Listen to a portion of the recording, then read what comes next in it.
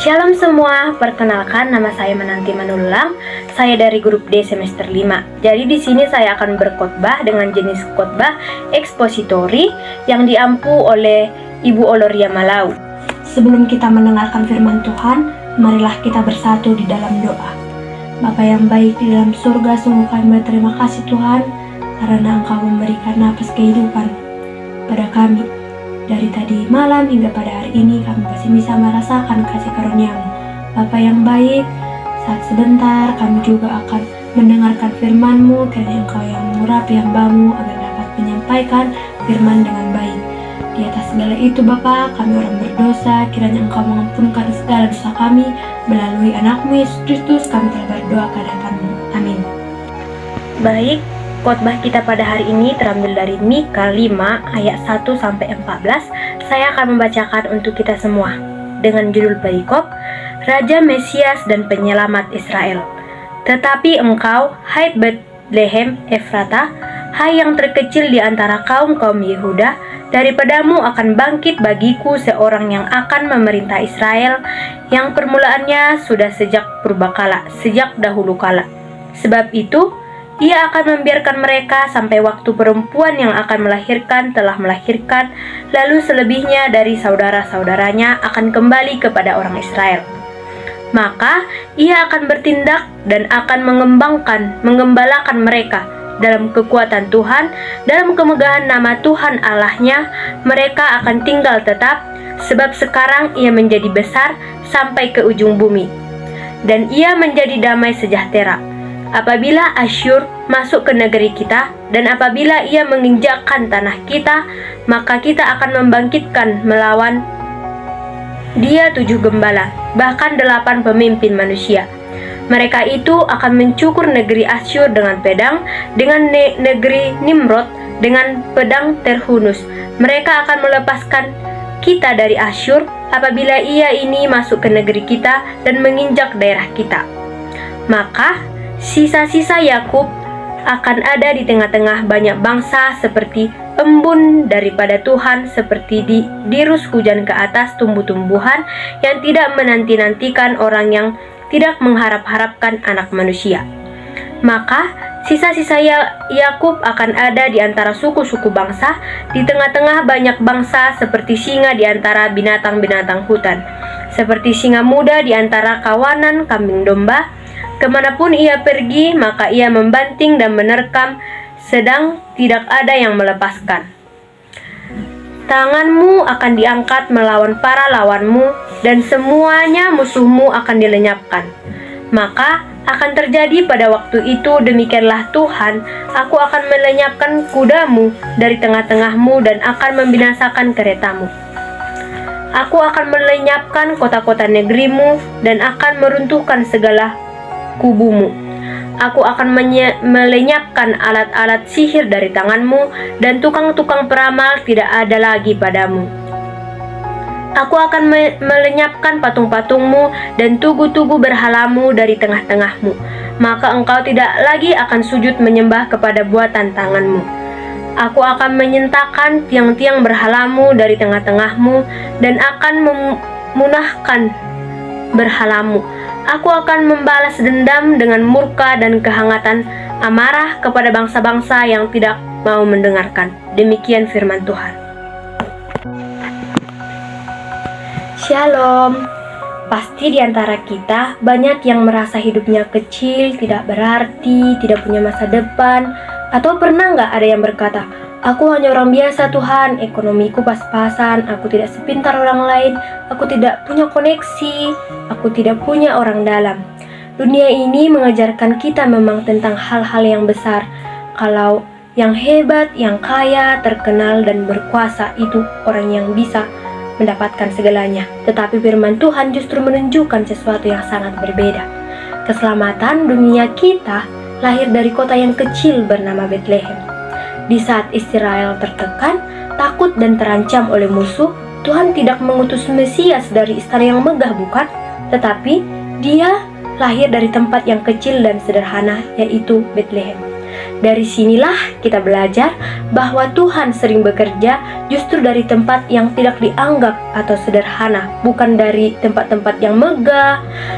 Jadi, aku ada pertanyaan untuk kita semua. Bagaimana sih Tuhan bekerja melalui hal kecil? Bagaimana Mesias memimpin hidup kita? Dan bagaimana Ia memurnikan hidup kita?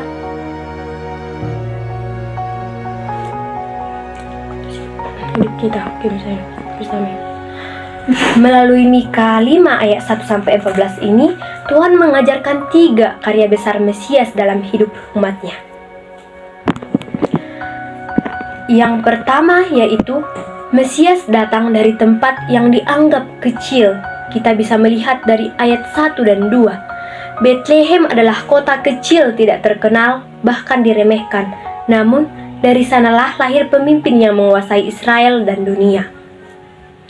Artinya, Tuhan tidak tergantung pada kebesaran manusia. Tuhan tidak dibatasi oleh latar belakang kita. Yang dipakai Tuhan bukan yang paling hebat, tetapi yang mau taat. Banyak orang hari ini merasa tidak layak dipakai Tuhan karena keluargaku biasa, ekonomiku lemah, pendidikanku terbatas. Namun, Bethlehem mengajarkan kita Tuhan bisa memulai karya besar dari hidup mereka yang sederhana. Yang kedua itu, Mesias mengembalakan umatnya dan menjadi sumber damai, yang bisa dapat kita lihat dari ayat yang ke-3 sampai ke-6. Mesias tidak hanya datang sebagai raja, tetapi Ia sebagai gembala yang menuntun umatnya, melindungi umatnya, memberikan damai yang sejati. Damai yang diberikan Tuhan itu bukan berarti tidak ada masalah, tetapi damai yang diberikan Tuhan adalah hati yang tenang di tengah tekanan, tetap kuat di tengah ekonomi sulit, tetap percaya di tengah ketidakpastian. Kristus bukan hanya juru selamat di gereja, tetapi Ia juga gembala di mana kita berada, di kampus, di rumah, di tempat kerja, bahkan di tengah-tengah pergumulan hidup kita yang tidak dapat kita hadapi. Poin yang ketiga, Mesias memurnikan umatnya dari dosa dan berhala. Dalam ayat 7-14 kita dapat melihat, "Aku akan melenyapkan alat-alat sihir dari tanganmu." Dan pada ayat ke-12 dikatakan, "Aku akan melenyapkan patung-patungmu dan tugu-tugu berhala dari tengah-tengahmu, maka engkau tidak lagi akan sujud menyembah kepada buatan tanganmu." Tuhan berjanji akan menghancurkan kekuatan palsu, kepercayaan yang salah, penyembahan berhala. Berhala hari ini bukan lagi berbentuk patung, bukan, tetapi bisa berupa uang, jabatan, pasangan, media sosial, bahkan gengsi dan ego itu bisa disebut berhala, tahu?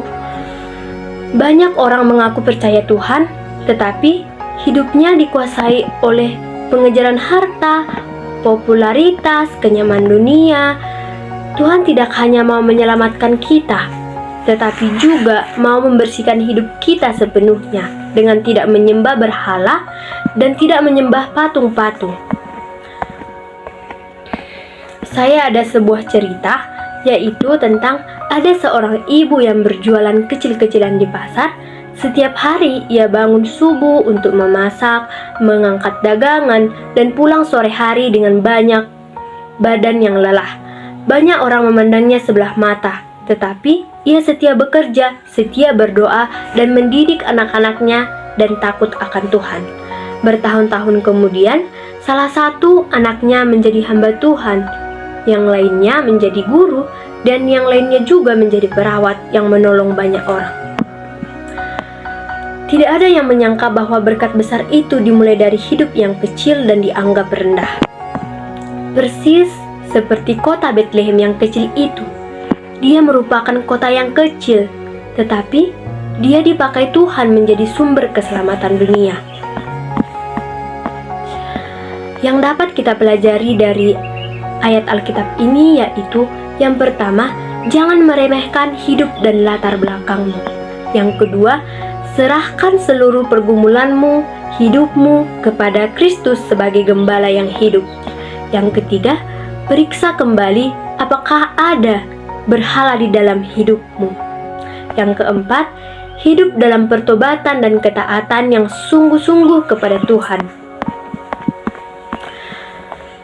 Mika 5 ayat 1-14 ini mengajarkan bahwa Tuhan bekerja melalui hal yang kecil. Kristus menjadi bagian gembala yang memberi damai sejahtera. Kristus juga memurnikan hidup umatnya dari dosa-dosa. Yesus bukan lahir dari Betlehem. Yesus bukan hanya lahir di Betlehem 2000 tahun yang lalu, tetapi ia juga mau lahir dan memerintah di dalam hati kita hari ini. Jadi, beranikanlah diri kita percaya bahwa Tuhan itu memakai hidup kita melalui dari hal yang sederhana. Kita harus berani menyerahkan seluruh hidup kepada pimpinan Kristus, dan kita harus meninggalkan kebiasaan-kebiasaan lama kita dan hidup di dalam nama Tuhan. Dan jangan hanya menjadikan Yesus itu sebagai juru selamat di mulut, tetapi jadikanlah dia Raja yang memerintah penuh dalam hidup kita. Demikianlah firman Tuhan, amin. Mari kita berdoa. Bapa yang baik dalam surga, sungguh kami terima kasih Bapa atas kasih setiamu. Engkau masih menyertai kami hingga pada saat ini. Terima kasih Bapa, kami telah mendengarkan sebahagian dari firman-Mu. Kiranya Bapa, kami bukan hanya pendengar firman-Mu, tetapi juga bisa menjadi pelaku-pelaku firman-Mu. Bapa yang baik, saat sebentar kami juga akan melanjutkan aktivitas kami masing-masing. Engkau yang berkati kami, Engkau yang membimbing kami supaya tetap ada di jalan kebenaran-Mu. Bapa yang baik, ampunkanlah dosa kami melalui anak Yesus Kristus. Kami berdoa ke hadapan